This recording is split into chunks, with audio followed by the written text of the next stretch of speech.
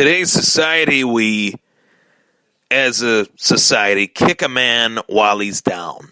We've seen it time and time again. Not even just a man, but a woman while she is down as well.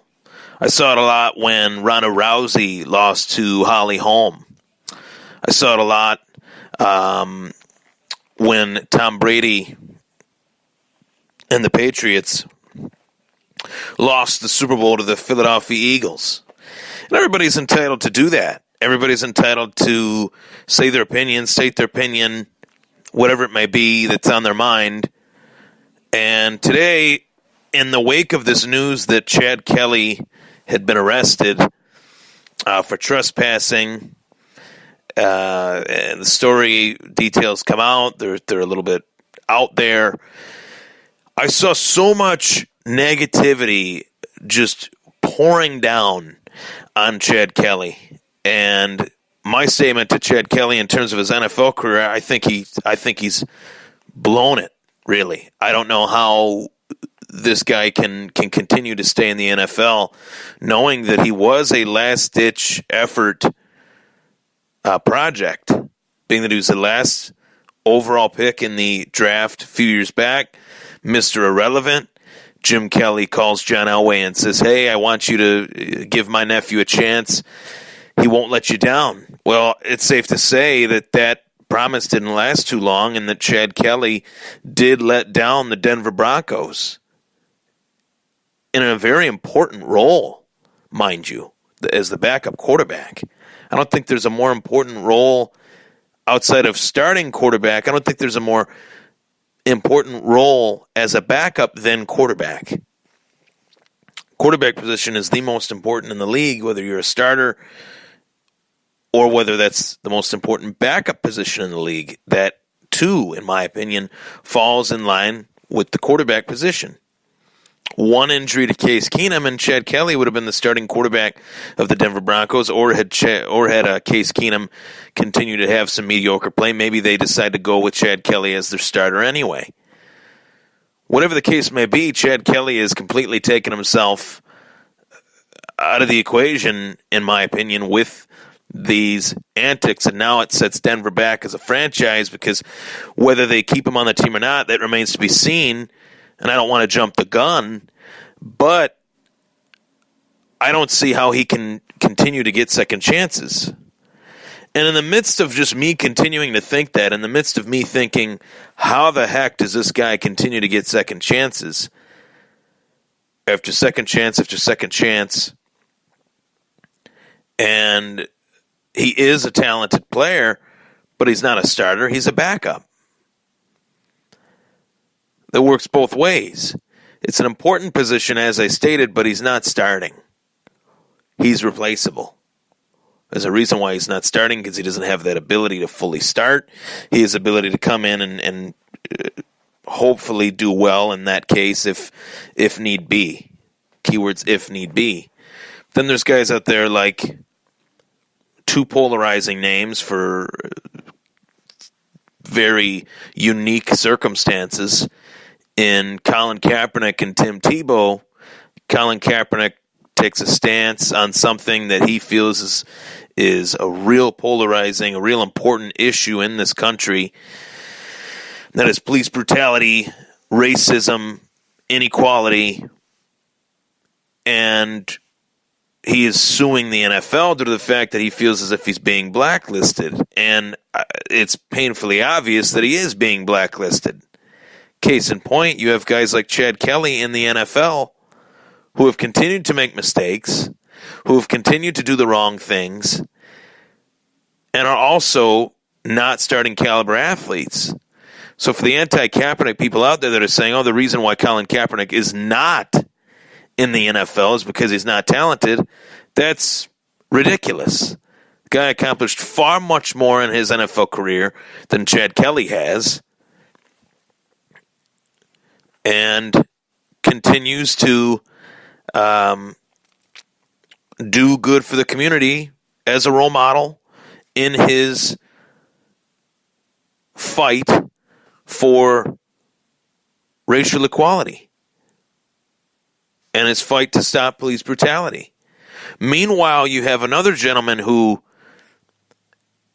is one of the shining, guiding light examples of a true hero in Tim Tebow, who does things more off the field work than any athlete. I don't think there's any debating that. You do the research, you'd see that. You'd see the things that he does for children with disabilities and for charities and relief and mission trips and things of that nature. He's a deeply religious man who was basically also blacklisted by the NFL based on those religious beliefs, as well as his style of play, shattering the mold and being the complete anti-thesis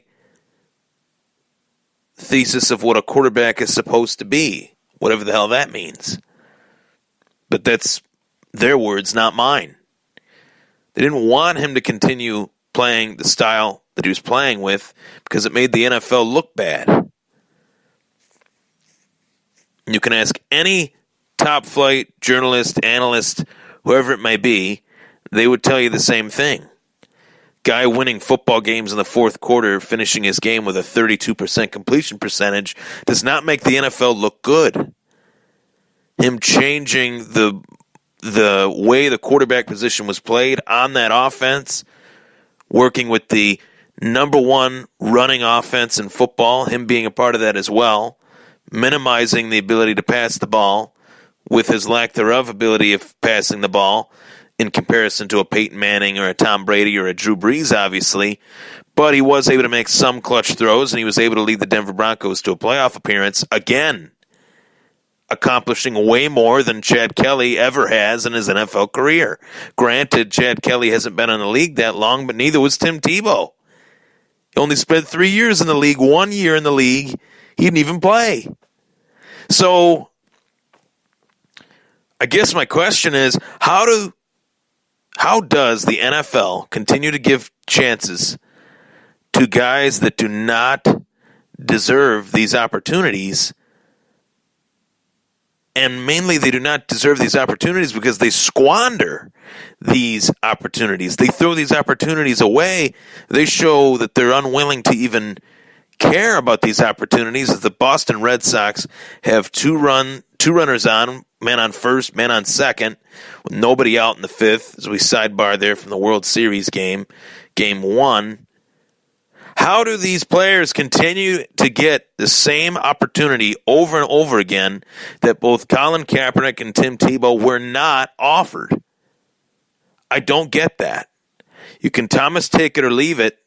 You can debate me all day long. You can post ignorant comments in the comment section below. I don't care. I'm saying this. I believe this, that there needs to be some sort of a more open talk about this. Because if we want to be fans of the NFL, we have to understand exactly what the NFL is. I think in order to be a fan of the NFL, you have to actually understand what product are we endorsing? What product are we selling ourselves with the merchandise we wear, with the decorations in our house, with the bumper stickers on our car? We're endorsing this product that really is the most hypocritical product that there is. They talk about how they want these players to be role models. You shunned two of the biggest role models that you could possibly have. And yet you open your doors to players that do not belong in the league, that have had multiple run-ins with the law and continue to have multiple run-ins with the law because the fact they do not care. When a child knows he can get away with something, if you tell a 5-year-old kid not to do something without disciplining the child, putting him in timeout or grounding him or her or anything like that, without consequences, that child is going to do the same thing again. And it's no different from a child to an adult. because the lessons you learn as a child affect you as an adult. And these young men apparently did not learn these lessons. They did not learn not to do these things. Regardless of whether they quote-unquote know it or not, they continue to do it.